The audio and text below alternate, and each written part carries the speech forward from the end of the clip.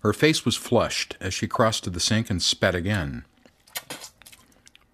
You find anything interesting?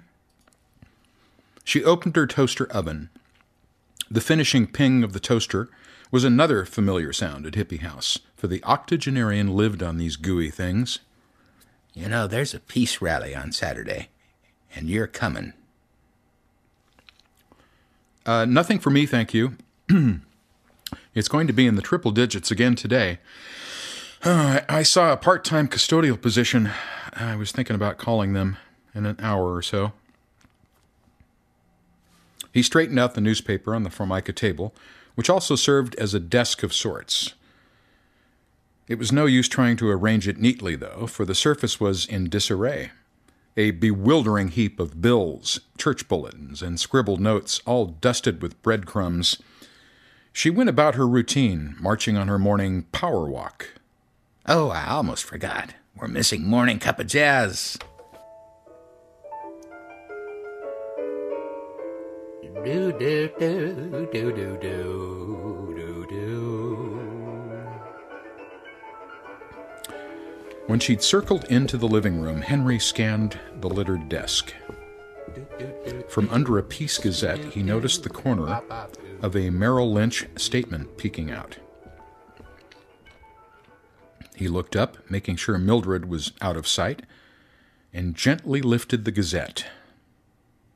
He was surprised to see that the old lady had a money market account.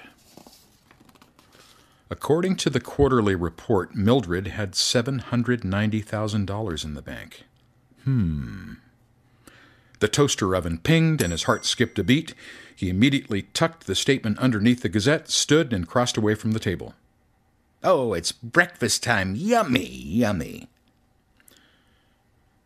Mildred had suffered a brain aneurysm years ago, which killed her ability to smell. She claimed she could only taste through memory. Therefore, eating properly was not a priority. Henry stood before one of the drip paintings and pretended to study the work. It must have been executed with squirt guns. Mildred stood across the room in his peripheral vision. She was pleased that he was looking at her friend's painting. She shuffled to him. Can you guess what it is? Haven't the foggiest. Well, it was done by Andy. He is a true peace pilgrim. You'll meet him on Saturday. She had the look of a naughty schoolgirl and moved a little closer. No idea, huh? Her body odor stung his nostrils. She whispered in his ear. It's an orgasm.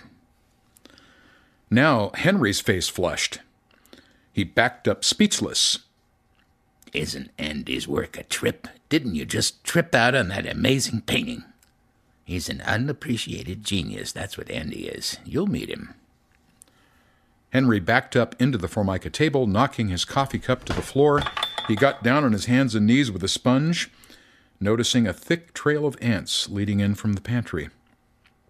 He scrubbed diligently. Mildred continued to slap on the tile while scatting and power-walking. Henry stood, made his way back to the guest bedroom, and closed the door. He had made an interesting discovery. He sat at his desk and opened the top drawer, examining the contents. He counted the loose change in the bottom of the drawer. He picked up a drawing of his betrothed, studied it, and sighed to himself. He returned the picture and shut the drawer. Mildred singing and slapping sandals could be heard on the other side. He put his head in his hands.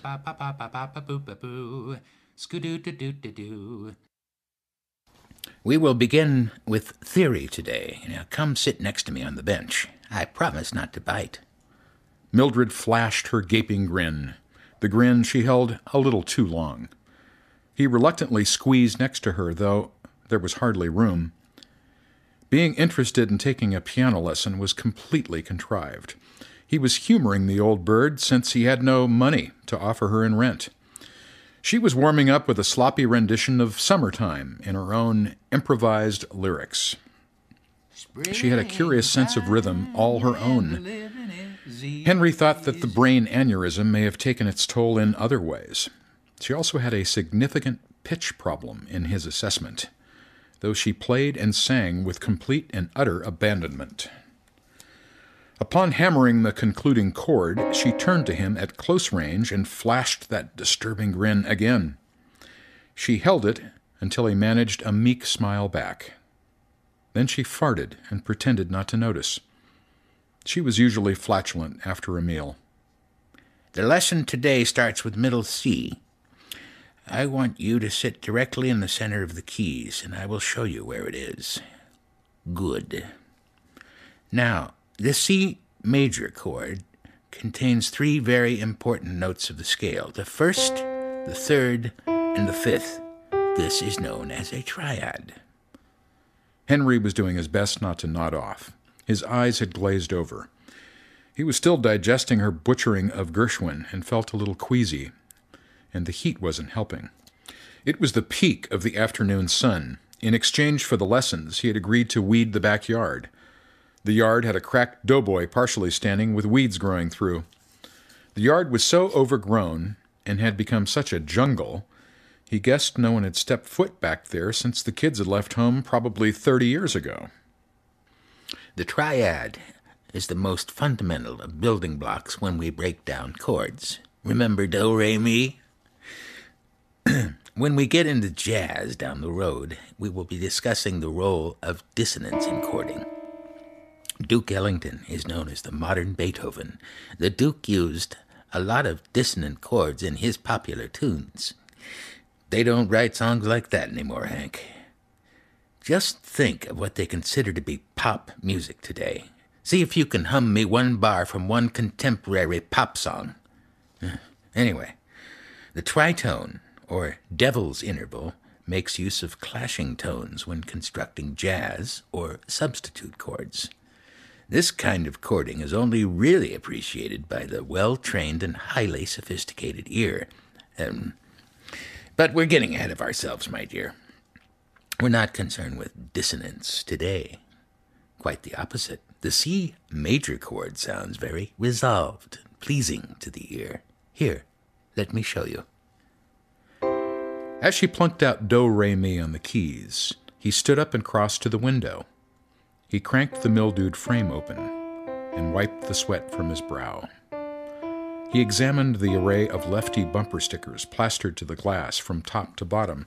Slogans such as "Make love, not war," were on display for all her neighbors to see. He turned back to her. And so the triad, you see, is a happy love affair between notes. Whereas the tritone creates tension.